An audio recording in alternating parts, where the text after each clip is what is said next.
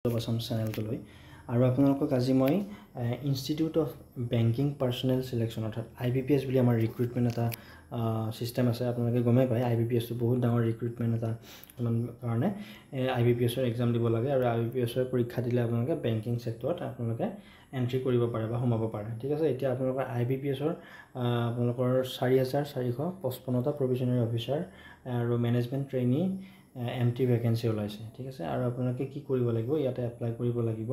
আপোনালোকৰ বেংককেইটা মই আপোনালোকক উল্লেখ কৰি দিছোঁ। বেংককেইটা আপোনালোকৰ বেংক অফ ইণ্ডিয়াত ওলাইছে 224টা, কানাড়া বেংকত আছে 500টা, চেণ্ট্ৰেল বেংক অফ ইণ্ডিয়াত আছে 2000টা পোষ্ট, ইণ্ডিয়ান অভাৰচিজ বেংকত আছে 260টা, পাঞ্জাৱ নেশ্যনেল বেংকত আছে 200টা আৰু পাঞ্জাৱ এণ্ড সিন্ধ বেংকত আছে 125টা। ওভাৰঅল মই আপোনালোকক কিমানখিনি আছে মই ইয়াত দেখাই দিলোঁ। এতিয়া এলিজিবিলিটি ক্ৰাইটেৰিয়া ফালৰ পৰা যদি আপোনালোকে চাবলৈ যায় তেনেহ'লে ইয়াতে চাব কেণ্ডিডেটজন যিয়ে এপ্লাই কৰিব তেওঁৰ 20 আৰু 30 বছৰৰ ভিতৰত, অৰ্থাৎ 20ৰ পৰা 30 বছৰৰ ভিতৰত আপোনালোকৰ হ'ব লাগিব বয়সটো। ঠিক আছে, আৰু 1 আগষ্ট 2024 মধাবাৰ বিটুইন 2 আগষ্ট 1994 চনৰ পৰা 1 আগষ্ট 2004 এইটো ধৰি দিয়া হৈছে বয়স। এইখিনিৰ ভিতৰত আপোনালোকৰ জন্ম হোৱা হ'ব লাগিব। এতিয়া এজ ৰিলেক্সেশ্যনটো যদি চাবলৈ যায় তেনেহ'লে আপোনালোকে চাব ইয়াতে STৰ কাৰণে 5 বছৰ, SC, OBC NCLৰ কাৰণে 3 বছৰ আৰু PWD-BDৰ কাৰণে 10 বছৰ। এইখিনি আপোনালোকক এজ ৰিলেক্সেশ্যন দিয়া আছে।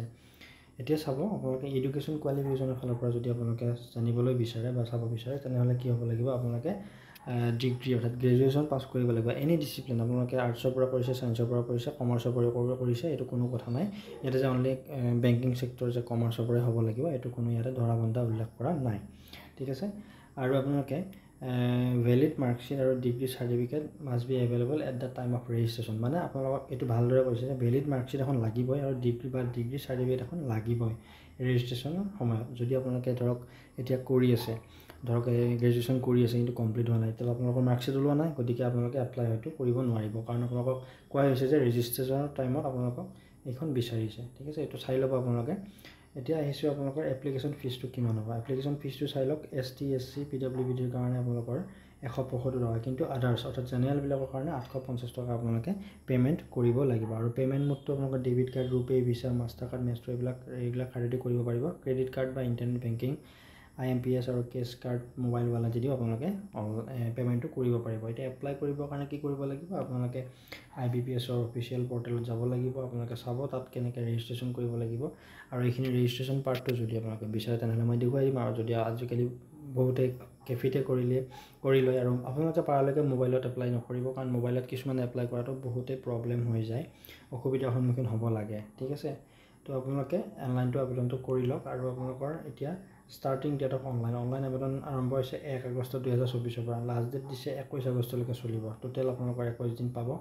আৰু ডাউনলোড কল লেটাৰত আপোনালোকৰ অক্টোবৰ মানত আপোনালোকৰ এডমিট কাৰ্ড পাব।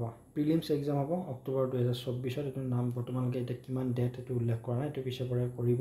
ৰিজাল্ট ডিক্লেৰেশ্যন অক্টোবৰ নৱেম্বৰৰ ভিতৰতে হ'ব। আৰু মেইনছৰ কাৰণে নৱেম্বৰত আপোনালোকৰ এডমিট কাৰ্ড ওলাব। মেইনছৰ ডেটটো নৱেম্বৰ মানতে হ'ব, কিন্তু একজেক্ট ডেটটো এতিয়ালৈকে দিয়া নাই। ঠিক আছে, আৰু এলটমেণ্ট লিষ্টটো আপোনালোকৰ এপ্ৰিলৰ 25 মানলৈকে আপোনালোকৰ ওলাব।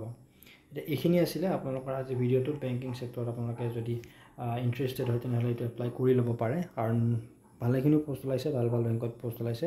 আৰু যদি আপোনালোকে এনেধৰণৰ আৰু চাকৰি ৰিলেটেড খবৰ জানিবলৈ বিচাৰে তেনেহ'লে আমাৰ ইনফ'জ অফ আছাম চেনেলটো ইউটিউবত ছাবস্ক্ৰাইব কৰি থ'ব, লগতে লাইক শ্বেয়াৰ কৰিবলৈ নাপাহৰিব।